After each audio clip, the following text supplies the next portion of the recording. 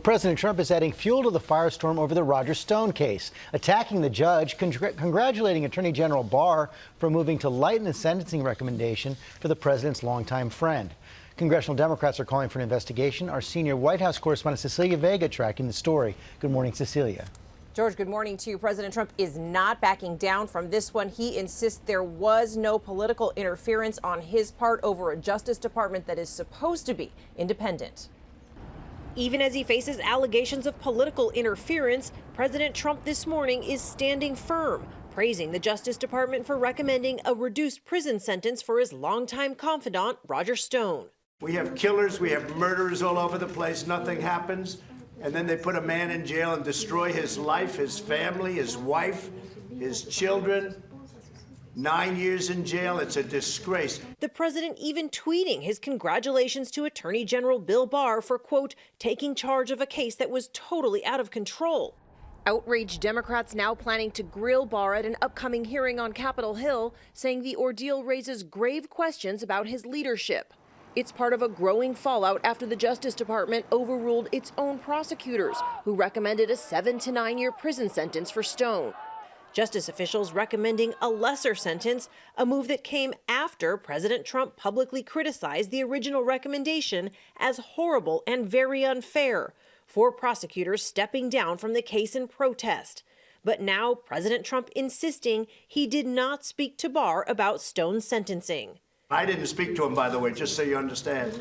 They saw the horribleness of a 9-year sentence for doing nothing. But actually, it was based on Stone's conviction of witness tampering, lying to Congress, and obstructing Congress's Russia investigation.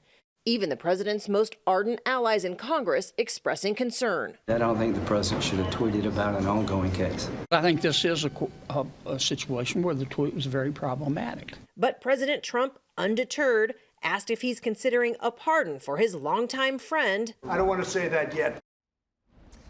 Well, as for the judge on Stone's case, the president is now attacking her on Twitter. Take a look. He said, quote, "Is this the judge that put Paul Manafort in solitary confinement, something that not even mobster Al Capone had to endure?"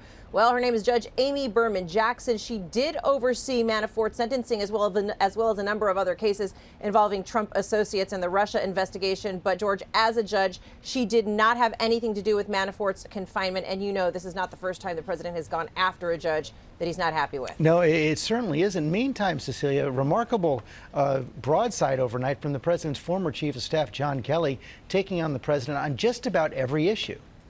The topics just go one after the next after the next. On illegal immigration, Kelly said that migrants are overwhelmingly good people and not all of them are rapists. He said on North Korea, the president's attempts to negotiate with Kim Jong-un are futile because he's never going to give up his nuclear weapons. And he adamantly defends Lieutenant Colonel Alexander Vindman, of course, the national security advisor, who was just booted from the White House, reassigned in the wake of his testimony on impeachment against President Trump. Kelly says that the president's call to investigate Biden, George, listen to this, was, quote, tantamount to an illegal order. This is really something coming from the former chief of staff. Yeah, and he also talked about things that he says he could have stopped had he been there. Okay, Cecilia, thanks very much.